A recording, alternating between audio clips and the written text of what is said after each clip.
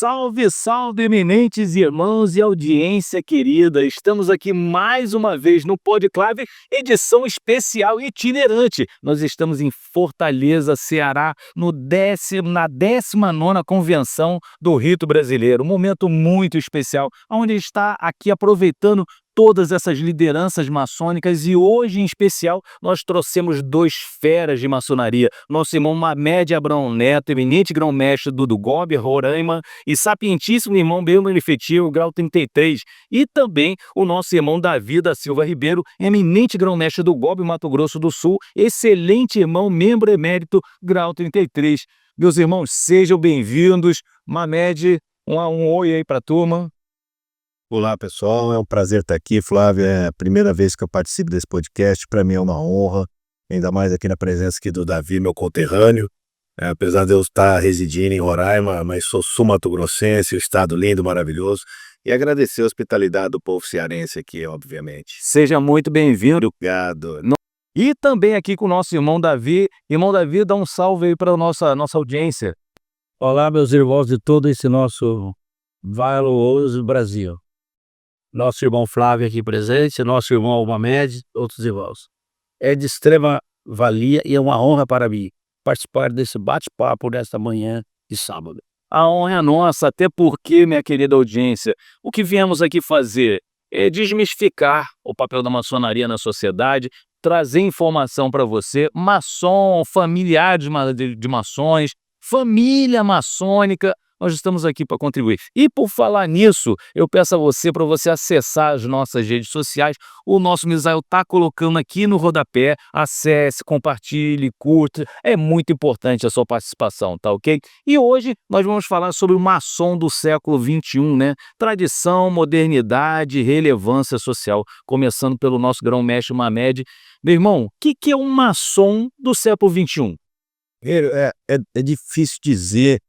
Na atualidade, que é o maçom do século XXI, eu continuo dizendo que o maçom do século XXI é aquele mesmo do século XX, XIX, XVIII, XVII, só que hoje nós temos a tecnologia ao nosso lado, né? Hoje nós temos uma possibilidade de uma pesquisa mais ampla, de aprofundar o nosso conhecimento, de estarmos atuais, né? O maçom do século XXI, para mim, hoje é um maçom tecnológico, é um maçom que busca dentro da tecnologia o conhecimento, a facilidade, se aprofundar cada vez mais dentro dos mistérios da ordem e de uma certa forma transformar, tirar essa desmistificação da maçonaria de que é uma coisa de outro mundo, que é uma coisa, digamos assim, do Satanás, que não tem nada a ver, tirar, transformar, trazer a maçonaria para dentro da realidade que nós vivemos hoje e tirar aquela imagem que ela tem do passado. Irmão Davi, então a gente entende que o maçom do século XXI ele tem mais recursos, é isso? Há duas formas de se ver isso, irmão Flávio. Complementando o que diz o nosso irmão Mamed, eu vejo ainda mais um detalhe. Não só os recursos, mas a forma como ele interage com o meio em que ele vive. Ele não é um ser isolado daquela comunidade. Ele é fruto de uma sociedade, ele é fruto da comunidade. Então, esse maçom do século XXI tem que ser integrado, interagir com essa comunidade. E ele interagindo, ele pode usufruir de todos os recursos que são colocados à disponibilidade. Mas no seu relacionamento com poderes constituídos, com a sociedade formal, isso é importante para esse maçom. Isso é muito importante, o grão-mestre está falando sobre isso, porque a gente fala tanto sobre inovação e as pessoas querem ir lá dos tecnológicos, mas não é só a tecnologia, é a facilidade, né, Mamed, do acesso à informação. Hoje nós temos muito isso, né? Exatamente. Hoje nós vivemos no mundo real. A tecnologia hoje digamos assim, fugiu a palavra. É uma ferramenta, mas hoje é tudo em tempo real. Sim. Você não tem um delay, você não tem um espaço. Então hoje você busca alguma coisa, você tem tempo real, você pratica um ato aqui, é divulgado ali, e ele se expande. Isso de uma certa forma para a maçonaria é muito importante, mas eu também vejo que nós temos obviamente alguns erros, alguns maçons que cometem erros, que somos humanos, isso é natural, e também esse erro às vezes se propaga em tempo real. Então eu vejo essa ferramenta que deve ser utilizada de uma forma mais cautelosa. E os valores eles não mudam, né, só a forma como aplicá-los, né. Exatamente, você tem você tem uma qualidade de valores e esses valores devem ser preservados. Então você tem que ter cuidado hoje com o que você faz, para que você não seja colocado, como se diz ali, jogado ao vento, né. Davi, você enquanto grão-mestre, a liderança máxima no estado, qual é o papel, a fala dessa liderança com relação a essa preocupação do futuro da maçonaria? Irmão Flávio, nós vemos a maçonaria, o futuro dela, promissor, mas há preocupação ou algumas vertentes em algumas situações. Qual delas? Nós trouxemos para dentro do nosso meio o que nós falamos aqui, as facilidades da tecnologia colocadas à nossa disposição. Se assim não fosse, nós estaríamos falando para todo o Brasil nesse momento. Verdade. Se assim não fosse, ele não teria saído do Mato Grosso do Sul, você lá de Roraima, para estar aqui numa convenção em Fortaleza em 2 dias e retornar aos nossos convívios para disseminar isso. Verdade. Isso levaria meses para que isso acontecesse e para uma minoria daquelas. Mas tem um detalhe, ele estava organizando a campanha de reeleição do nosso grão-mestre lá em 2014 para 2015, eu era o coordenador. Em determinado momento, um da equipe chegou e eu trabalhando de madrugada só no celular, arregimentando as lideranças regionais para a campanha. E ele virou para mim: onde nós vamos parar? Você fazendo isso tudo por WhatsApp? Isso é para ficar? Ele é meu secretário de interior hoje. Eu disse para ele: irmão Rezende, pensa só no detalhe. O avião, quando foi inventado, foi para transportar pessoas, mas ele foi desvirtuado. Virou mensageiro da morte. Santos Dumont que o diga, né. Os fármacos que estão à nossa disposição aí, na dose exata, são para curar, para aliviar. Mas na dose inexata se transforma em veneno, é alucinógeno, etc, etc. Verdade. Eu te pergunto, estamos execrando o celular, não estamos? Por quê? Porque nós estamos deixando a máquina nos dominar e não temos o controle sobre ela.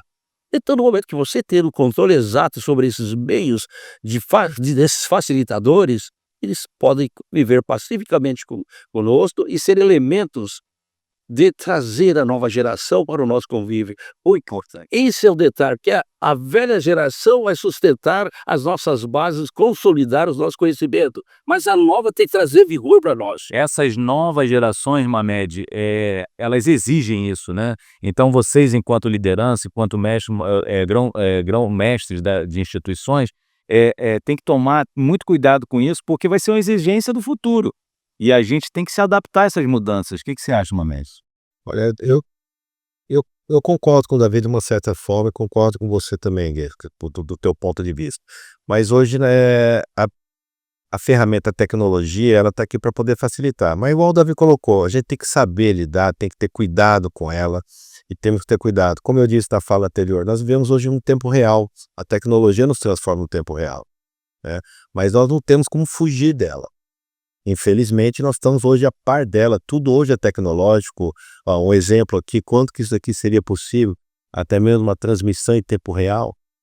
Há quantos anos que sonha com isso daqui, a gente só via em filmes. Eu acredito que até tudo que tem em filme já existia na cabeça de alguém, já estava em prática, né? Mas hoje nós vivemos essa tecnologia e nós temos que ter cuidado. Nós temos que ter cuidado, mas não temos como fugir dela, não. Então, como o nosso irmão Luiz falou bem aqui na nossa convenção, né, quando se imprimiu os primeiros rituais foi quando a gente perdeu, né, os nossos segredos maçônicos, sinais, toques e palavras ali descritas e foram rodados numa gráfica e se perdeu. Existe o risco, né? Existe o risco também da gente também não se adaptar a essas mudanças e não ter a nova atratividade desse público. Aí eu queria levar os dois grão-mestres, mas começando aqui pelo Davi, a questão da ordem Demolay, que hoje são os novos maçons, são a juventude que está entrando na maçonaria, e se a gente não conversar, falar a mesma língua desse público, talvez a gente não tenha esse abraço dentro das instituições. O que você acha, Davi, dessa turma aí? Como se diz no velho ditado mineiro, você começa a torcer o cipó de novo. Mitocôndria. Então veja bem, se nós temos a ordem de Demolay como um celeiro potencial para a captação de novos membros da maçonaria, nós devemos ter um olhar especial para essa juventude, para que lá da sua infância, da sua fase de crescimento, eles já venham se preparando com o sentido de conviver com essa ambiguidade da tradição com a modernidade. Perfeito. Então você trabalhando lá na base, você traz uma pessoa já melhor preparada para realmente entender os nossos princípios, os nossos costumes. Eu acho que o começo é nós estarmos lá com eles, lá e trabalhar de lá para cá. E meu irmão Mamed, assim, não levando ao ponto da diversidade em pensamento ou gêneros, mas da diversidade em pensamentos. Esses jovens, como a gente está vendo hoje, eles têm um livre pensar, uma coisa assim surpreendente, até por conta do acesso da informação, né? Então, dentro dessa diversidade, onde a maçonaria pode incluí-los, né? Mas, Fábio, é até interessante. Eu, no meu primeiro congresso, foi em Foz do Iguaçu, a cunhada foi comigo e olhou assim, eu ainda não tinha percebido. Ela olhou e observou, ficou olhando ao redor, falou: amor, a maçonaria está ficando velha. Olha aqui ao seu redor, vê quantos jovens tem aqui, é, vamos fazer por idade, por média de 30, 40, 40, 50, 50, 60. Então, é, pensando nisso, eu estou num projeto agora de criação de uma loja universitária, Sim. onde eu quero trazer. A gente vê que os APJistas, os Emolês podem ir até os 21 anos dentro dessas ordens, mas que eu quero trazer, além deles, eu quero trazer universitários de 18 anos em diante. Porque, como eu disse, é uma frase que eu tenho: vinde a minhas criancinhas, pois dela é o reino dos céus. E é o futuro da maçonaria, assim. Eu acredito que o APJ, o Demolei, vai dar essa base até os 18 anos, e a partir dali eu quero trazer direto para a maçonaria. Porque ali, dentro da maçonaria, com os nossos princípios, os nossos valores, o que nós temos para poder ensinar para eles, eu acredito que serão os maçons do futuro, cidadãos do futuro, com um projeto melhor, com preparo, uma base muito melhor. Irmão Davi, a gente verifica que é muito mais fácil a gente ter um HD novo para novas informações, a gente trabalhar essa nova mentalidade. Mas e os irmãos que já estão na instituição? O que podemos fazer nessa nova jornada do século XXI? Muito bem. Nós temos que analisar duplas questões. Temos aqueles irmãos que são formadores. Então, e temos aqueles irmãos que são donos da verdade. Têm o conhecimento, mas eles são esse dono da verdade. Como é que eu vou trabalhar com 3, 4 gerações dentro de um mesmo contexto? Perfeito. Se eu, hoje, por exemplo, eu estou quase bisavô, e eu convivo com esse pessoal todo em casa, eu tenho que ter olhares diferentes, ideias diferentes. E como é que eu vou deixar que aflore dentro daquela juventude o seu potencial, se eu não ceder o espaço para ele? Muito bem. Então esse choque geracional, ele é violentíssimo. E veja bem, há 50 anos atrás, você vivia no máximo com 3 gerações, hoje estão quase convivendo 5 gerações juntos. A longevidade está Está nos trazendo para essa realidade. Verdade. Então, hoje, vou dizer pela minha loja, em 2019, portanto, há 5 anos atrás, eu fiz uma média da minha loja. À época eu estava com 66 anos de idade, e a média da minha loja era minha. Nossa. Aí eu levei um susto, eu já era grão-mestre adjunto à F. Levei um susto. Sim, o que a gente pode perceber, a gente estava falando até agora há pouco sobre isso, é que falta também a essas pessoas que são pretensos ou são os nossos prospects, né, aqueles que a gente pretende trazer como maçons, entender o que é instituição, porque ela sempre, desde então, se fechava em copas e era confiança. Eu ia porque eu tinha um amigo que confiava. Hoje as pessoas não é, mas peraí, o que que eu vou fazer lá? O que que tem lá? Esse é um papel educador também, meu irmão, Mamed, que nós precisamos ter? Com certeza, meu irmão. Eu até as pessoas sempre perguntam, principalmente as mulheres, né, o que que se fazem na maçonaria. Eu até brinco, falei: "Não, segunda-feira a gente toma uma cerveja, joga o baralho, terça-feira a gente tem a roda de sinuca, quarta-feira a gente vai pro boliche". Ela: "Não, fala a verdade, fala sério". Eu falei: "Não, a gente se reúne, a gente estuda, a gente pesquisa, a gente troca, conversa, diálogo e tentamos nos tornar pessoas melhores". Sim. Não tem nada de mistificação: "Ah, vou matar o bode, vou tomar o sangue, não sei o quê". Falei: "Não tem nada disso". Eu Falei, são coisas que vêm do passado. Sim. Então a gente precisa trabalhar dessa forma. Então toda vez que eu tenho uma oportunidade, que eu vejo algo assim que alguém comentando a maçonaria, eu chego e pergunto, converso, diálogo. Esses dias eu convidei um rapaz, ele falou, não, que a Igreja Católica lançou um ato que vai expurgar quem frequentar a maçonaria. Meu Deus, isso é do século passado, sabe? Desde Jacques Demolay. É, parece isso já vem desde o século passado e nunca expulsou ninguém. Sim.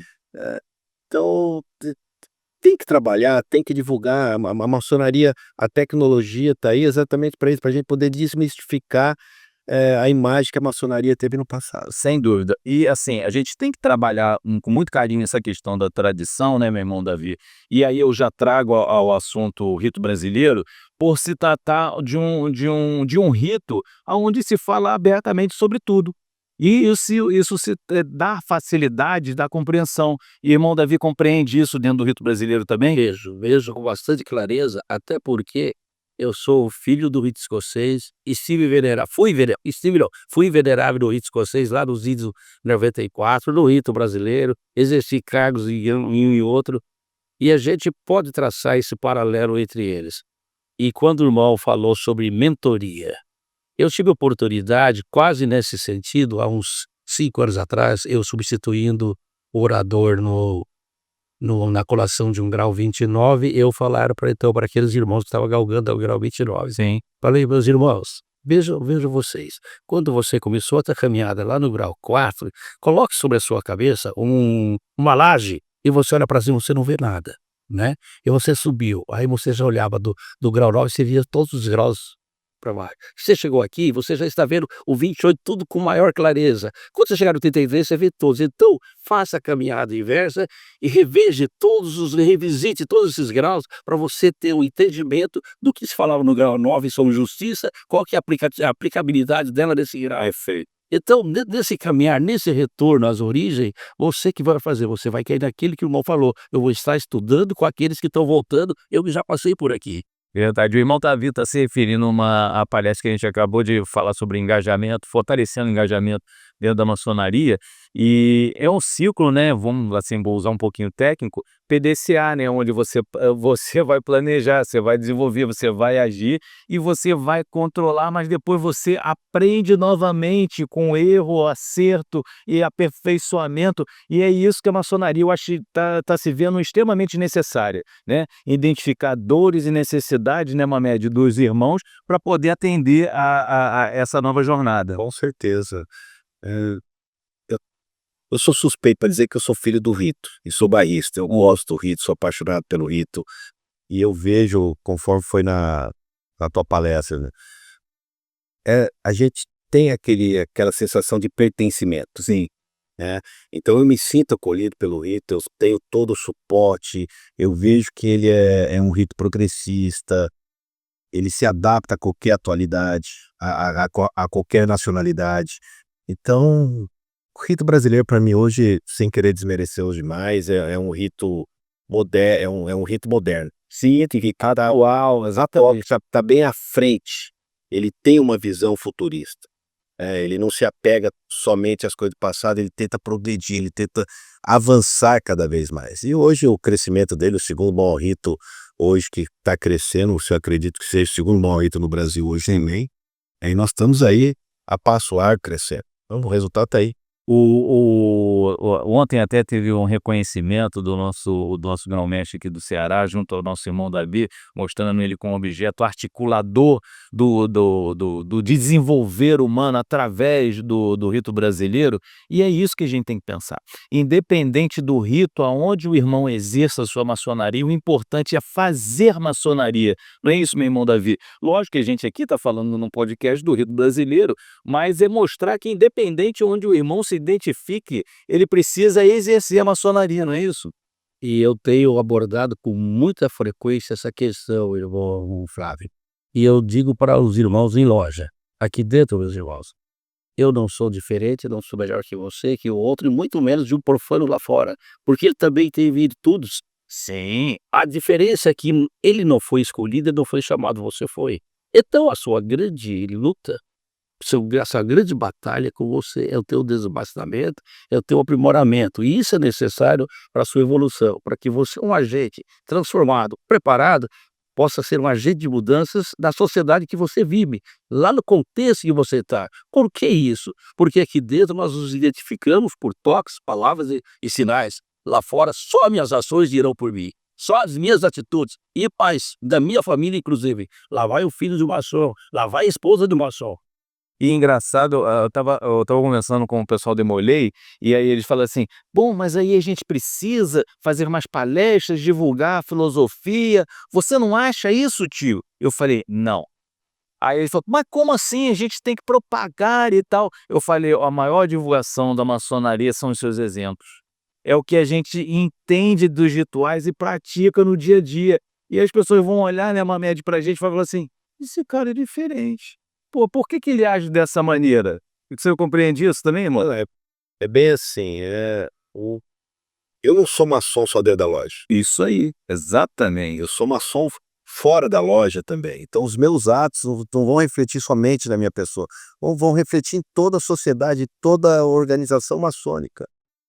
E a gente tem que trabalhar em relação a isso, mostrar que a maçonaria, forma pessoas de caráter.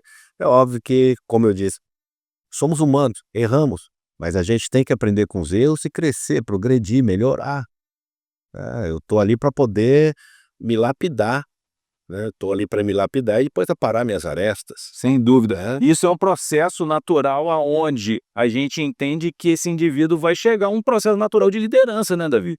E aí a gente tem que entender o papel do maçom na sociedade. Aí ele necessariamente tem que ser um líder dentro da área dele, dentro da família dele, ele precisa liderar por quê? Qual é o diferencial que nós temos? Valores, que como o irmão falou que muitas vezes não tem. Essa preocupação que nós precisamos ter, vocês enquanto líderes absolutos das suas potências, estão preocupados com isso? Sermos líderes das nossas próprias vidas, antes de sermos líderes em maçonaria? Eu acredito que eh, eu preciso ter um controle dentro do meu lar. E a partir do momento que eu sou convidado, eu tô ali para poder me aperfeiçoar. Se eu digo que as pessoas não entram na maçonaria para fazerem filantropia, beneficência. Elas entram para poderem se aprimorar, se aperfeiçoar. Eu me lembro que até foi esse ano em Brasília, o irmão até disse, ele comentou o seguinte, ele até ilustrou de uma forma: quando tem na aeronave, dá uma despressurização na cabine, cai a máscara, o que que ele faz? Ele primeiro coloca nele, para depois ajudar o próximo. E essa é a função da maçonaria. Como que eu vou poder ajudar alguém? Como que eu vou poder ser líder? Colocar alguém se eu não estiver preparado para isso. Então eu entro na maçonaria, vai fazer com que eu esteja preparado para ajudar o próximo. Irmão Davi, o que que você acha? Perfeito. Inclusive, o irmão também abordou essa questão hoje, quando você disse aprender a dizer não. Aprender dizendo Porque toda vez que eu digo sim para uma situação, eu estou dizendo não para mim mesmo. verdade. Então eu tenho que começar a cuidar, me valorizar, me fortalecer para poder liderar. E para poder formar e fazer novos líderes. E dá o exemplo. Sim. Poder liderar é também saber dizer não. Não, principalmente não com coerência e aquele não que você diz para se livrar de um problema, mas não para não criar outro. Eu digo que não é um não de justificativo, você não precisa justificar, mas é um tempo, é um não do tempo. O não às vezes é um sim. Exatamente, que muitas das vezes a gente não encontra isso. Bom, meus irmãos, a gente vai chegar agora já no momento final, e eu quero trazer a tônica das gestões, né, das potências dos irmãos, e queria conhecer um pouquinho do futuro, né, porque cada grão-mestre aqui está pensando para o futuro, já que a gente está falando desse maçom do século XXI, o que que tem de planejamento até para a gente divulgar e ser exemplo, né, para as demais potências aí no Brasil. Meu irmão. Olha, eu tô aí peguei uma maçonaria com alguns problemas. Roraima é um estado bem difícil, mais de 55% do estado é reserva indígena. Então nós temos uma dificuldade muito grande de trabalho, apesar de ser um estado pequeno, mas nós ainda temos muitos problemas, principalmente que se agravou para a imigração. É. Então nós agora começamos a trabalhar esse ano. Esse ano realmente, do meio do ano para cá, foi que nós começamos a ter um trabalho, porque até então nós estávamos organizando a casa. Nós estávamos com legislação atrasada, Constituição defasada, alguns problemas financeiros e estruturais no nosso prédio. Mas esse ano nós estamos progredindo, estamos crescendo. Organizamos a fraternidade. Eu até digo que eu virei para a esposa e falei: amor, eu preciso de gente para trabalhar comigo. Aí ela falou: amor do céu, o que nós vamos fazer? Eu falei: pronto, vou trazer as cunhadas. Então dei todo o suporte. Legal. E hoje eu trabalho bastante com E os irmãos da família é importante. Exatamente. Então os irmãos estão vindo mais comigo, tá tendo mais uma aceitabilidade, porque eles falam: pô, o Grande Oriente não faz nada, o Grande Oriente não ajuda, não trabalha. Eu falei: meus irmãos, eu preciso arrumar a casa para trabalhar. Muito bom, é isso aí. Não tem jeito. Como é que você vai receber alguém se a sua casa está desarrumada? Exatamente, Narciso. Então agora nós estamos trabalhando. O primeiro projeto vem agora, que é essa criação da loja universitária, do Rito Brasileiros. Como eu disse, sou bairrista, não quero saber. Os irmãos vão me trazer o moderno, não, é brasileiro. Quanto? E vamos progredir. O ano que vem nós estamos com uma atividade já programada. Nós temos aí janeiro amarelo, fevereiro vermelho e assim. Então nós estamos já fazendo nesse calendário, buscando já preparar as atividades para o próximo. Envolve as pessoas. Exatamente. E trazer palestras, já desde cá já faço um convite para você, Flávio, já fazer, conforme for disponibilidade do nosso caixa, te levar pessoalmente, que é muito interessante. Então, nós vamos trabalhar até o final de 2027. Eu me comprometi com os irmãos do Ediorc de fazer todo o trabalho, as ordens de aperfeiçoamento deles, de emulação. No Rito Brasileiro, nós estamos buscando, fazendo um trabalho umas lojas do interior, que são do Rito Escocês. Sim. Então, eles não têm uma disponibilidade no momento de virem para frequentar o escocês. E eu fiz a proposta de levarmos o brasileiro a eles. Foi maravilhoso. Parabéns. E os irmãos da Grande Loja do município vizinho também vão passar a frequentar o Rito Brasileiro. Estão vendo aí que não mexe? Estão vendo aí que não mexe? É isso. Então, é um trabalho, a gente fazer. Então, é o fortalecimento da maçonaria roraimense, o crescimento. Vamos para frente. Muito bom. Cá. Davi, eu conheço excelentes histórias do Mato Grosso do Sul, mas você que tem que contar como é que nós estamos andando aí essa gestão maravilhosa de desenvolvimento da maçonaria no Mato Grosso do Sul. Olha, irmão Flávio e nossos irmãos que nos ouvem, na verdade não se inventa mais a roda, né? Você tem que, na verdade, aceitar aí, como diz, untá-la para que ela rode mais suavemente. Sim. Mas algumas práticas têm que ser adotadas e às vezes você tem que sair da mera condição de coordenador para liderar e fazer acontecer. Exato. Então veja um dos detalhes. O irmão Mamed disse de arrumar a casa. Perfeitamente. Você não edifica sobre os escombros. Você tem que tirá-los e começar de uma estrutura límpida, sólida para continuar. Mas tem alguns quesitos que são necessários. Falamos agora há pouco sobre novos membros. Então, é oxigenar a maçonaria. Perfeito, perfeito. Oxigenar a maçonaria. Mas, por outro lado, esses irmãos novos que serão ingressados agora, daqui para frente, eles levarão um tempo para dar o retorno em termos de ajudar a crescer e formar outros. Verdade. Então, nós estamos trabalhando, buscar aqueles irmãos que, por um motivo ou outro, afastaram-se da ordem, criando um clima favorável para que eles retornem. Porque eles saíram em condição de regularidade, mas têm todo o potencial, têm o conhecimento e têm o desejo de voltar. Muitas das vezes não voltam porque sentem-se acanhados. E às vezes não faz Não vai moralidade de buscar. Eu vou dar um exemplo que fiz agora na minha gestão.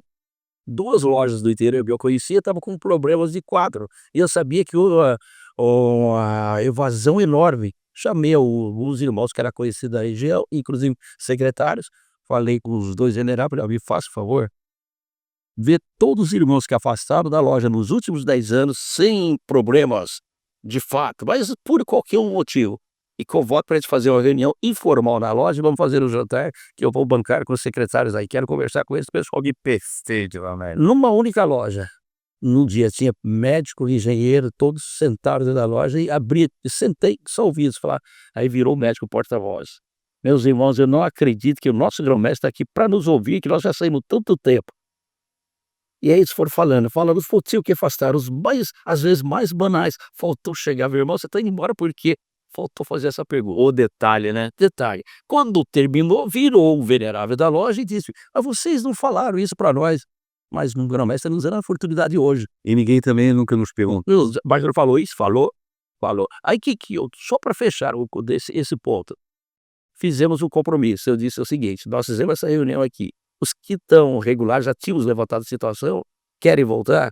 Se vocês fazerem o grupo, pelo menos de 5 para voltar no mesmo grupo, eu estaria aqui na regularização de vocês. Bacana. Conclusão, numa única sessão, regularizamos 8 e já tem 10 nessa loja. Outra assim. Então, o que eu estou colocando aqui para o irmão? Nós temos que trazer gente nova, oxigenar, mas temos que aproveitar os nossos valores e cooperar sem isso. É uma manutenção desse pessoal. Perfeito. Mas tem um fato mais que eu reputo de relevância dessa manutenção, é que nós pregamos os nossos valores estruturais. Primeiro, família; segundo, trabalho; e terceiro, maçonaria. Espera aí, como é que eu posso compatibilizar isso se o mundo nos oferece mil e uma oportunidades para dispersar a família? Exato. Se eu não trouxer, fazer alguma coisa para que eu integre essa família dentro da nossa maçonaria, o meu irmão vai estar dividido. Mas será que eu atendo a maçonaria ou atendo a minha família? Verdade. Claro, minha neta vai fazer aniversário hoje em tal lugar, a minha sobrinha quer que eu vá agora no cinema, hipoteticamente. E o que eu faço? Ora, você tem que criar mecanismos que eles também têm atividades paralelas ali dentro do nosso ambiente. É É a integração da família. É isso. É a manutenção do nosso irmão, é a valorização da família. Por quê? Porque família maçônica estruturada é sociedade estruturada, é exemplo de família estruturada e de sociedade estruturada. Vocês estão ouvindo aí, maçonaria brasileira? Que 2 grandes exemplos nós temos aqui. É disso que a gente está precisando. Ouvir, reconhecer e entender o que a maçonaria veio a trazer à sociedade e a sua utilidade. Meus irmãos, nós vamos fazer um breve intervalozinho para o nosso patrocinador master. Coloca aí, Misael, e a gente já volta.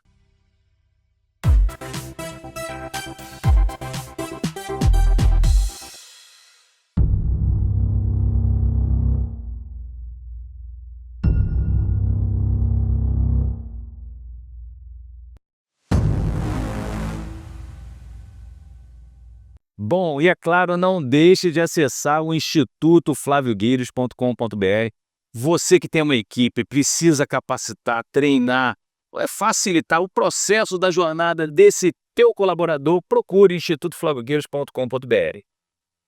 E é claro também, tudomentoria.com.br. Você que é gestor, você que é CEO, você que é presidente, precisa de um acompanhamento em mentoria, já sabe quem procurar, tudomentoria.com.br.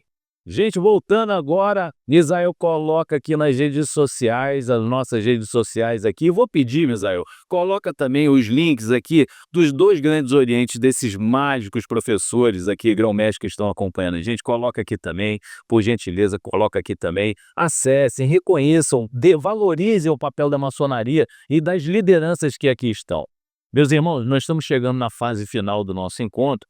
E eu queria que vocês deixassem uma palavra final para essa audiência que muitas das vezes é de maçons, é de familiares, de curiosos, mas falar sobre essa maçonaria do futuro. Por favor, Mamed. Meus irmãos, não tenham receio. Não tenham receio para a ira, não tenham receio de buscar conhecimento, de dizer que se eu não sei.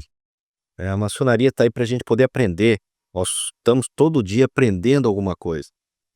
O Dourado diz que não gosta de ser chamado eterno aprendiz. Né? Essa é uma frase dele, de uma certa forma eu concordo com ele. Nós estamos todo dia nos aperfeiçoando, a gente não sabe tudo, a gente está sempre buscando conhecimento, aprimoramento. Se não sabe, vou buscar quem sabe. E a maçonaria do futuro é isso, a maçonaria do futuro é você utilizar da tecnologia para você se aperfeiçoar. Se você não conseguir buscar, pergunta para algum irmão que ele vai te dar alguma dica. A maçonaria do futuro, eu digo que não seria nem tanta tecnologia hoje. A maçonaria do futuro são os jovens. Perfeito. Vamos trabalhar, vamos buscar a juventude, vamos trazer para dentro da loja, vamos preparar irmãos para que possam dar orientação para essa juventude que está vindo. Perfeito. E Davi, vamos resgatar. Vamos resgatar também. Agora a palavra final com o irmão. Eu vejo, irmão Flávio, essa questão nossa da maçonaria do futuro. E nós foi abordado hoje sobre isso aí. Formação de novos líderes. Estruturar as nossas lojas de forma tal que ela seja, de um lado, o instrumento de formação do homem e de outro lado, que dê estrutura para que ela funcione. E se a gente observar bem, a estrutura de uma loja simbólica, que é a origem de tudo do A nossa base ela é feita com os 2 níveis, o nível filosófico e o nível administrativo, sim, não é verdade? E eles se sobrepõem. Por que eles se sobrepõem? Porque um não vive sem o outro.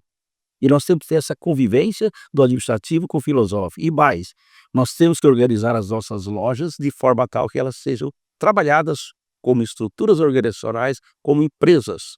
Nós já saímos daquela época da maçonaria romântica.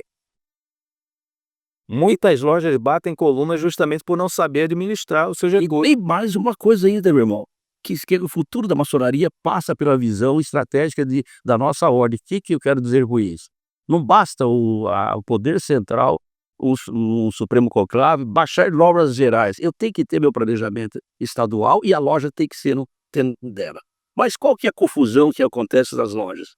Eles só fazem o operacional, que é aquele da gestão do venerável mestre. Verdade. Mas aí fala: "Ah, espera aí, mas eu não consegui fazer, iniciar, exaltar". Eu falei: "Mas não é você que precisa fazer, a loja tem que ter uma política perene disso". Verdade. Então a loja faz um planejamento de 10 anos, põe um grupo de experts para fazer isso, e cada venerável faz o seu planejamento operacional em cima do planejamento estratégico da loja. Lógico. Aí não há problema de continuidade.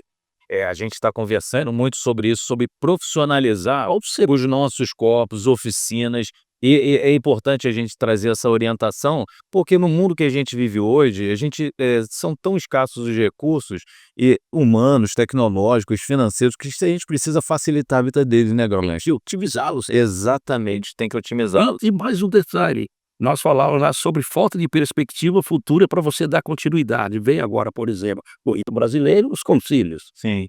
Mas se a gente tiver aquele pensamento que as lojas simbólicas fornecem para os altos corpos a matéria-prima e que esses devolvem às lojas essa matéria-prima melhorada para utilizar, você fazendo a retroalimentação, você vai ter a manutenção dos irmãos dentro do corpo. Há um objetivo e há uma motivação de continuar. O irmão pegou a funcionalidade do concílio, exatamente, a retroalimentação. Se não for, eu defendo essa bandeira em todas as reuniões que eu vou enfadar. É o Ouroboros do rito brasileiro. É isso aí, a gente se retroalimentar.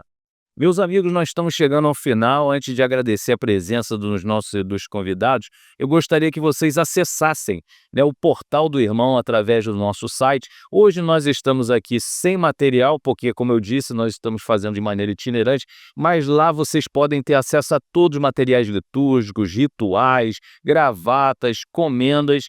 E uma recomendação que a gente está nessa campanha é que o irmão acesse e compre a medalha, efetive a aquisição da medalha de fundador do Supremo Conclave na Inglaterra e País de Gales. É fundamental isso. E também uma novidade para vocês, já estamos também com a medalha também de fundador do Supremo Conclave no México. É uma novidade para vocês. Poxa, Flávio, eu vou botar no meu peito, eu vou guardar. Exatamente. Simplesmente, se você não quiser utilizar, achar que é muita vaidade, não tem problema, meu irmão, mas colabore. Para que esse recurso está vindo? Esse recurso está vindo para que a gente possa construir a nossa sede, a nossa Casa do Rito, com templos maravilhosos, onde a gente pode receber em todos os graus os irmãos. Então colabore, participe, a gente conta com vocês. Gostaria de agradecer ao nosso irmão Mamed pela oportunidade, e incrível, já conheço o Mamed de várias jornadas, é um irmão querido, sempre muito presente. Davi é um encontro de almas nesse momento de filosofias e pensamentos. Então só uma palavra final, um adeus aqui à nossa audiência. Muito obrigado a todos e espero participar, estar mais ativo dentro do rito. Eu nunca perdi uma convenção, não vou perder daqui para frente. Tenho o Ney como exemplo, que das 19, ele participou das 19, como diz o Juliano, a identidade, né? Se não sabe o nome, é o velhinho do rito brasileiro. Exatamente. Então eu gosto do rito, sou apaixonado pelo rito, pode ter certeza, Flávio, que aonde eu vou, eu levo o nome do rito, fortaleço o rito, fortaleço o nome do conclave. Eu chego a É muita emoção, e a gente agradece. Um membro emérito. Quando a gente chega a ser emérito, é porque a gente se doou muito pelo rito, teve uma grande representatividade e é um irmão muito querido por rito brasileiro. Davi. Irmão Flávio, o Davi dizer o quê? Da satisfação. E quão gratificante foi estar com vocês essa manhã aqui, poder compartilhar desse bate-papo, dessa interação aqui. Gostaria que outros irmãos que tivessem a oportunidade de serem convidados e viessem participar e contribuir e também absorver daqui. Muito bom. A todos os nossos irmãos, obrigado. Então nós fechamos aqui mais um Podclave com essa experiência incrível aqui na 19ª Convenção do Rito Brasileiro em Fortaleza, Ceará. Um beijo do seu irmão Flávio Gueiros e até a próxima.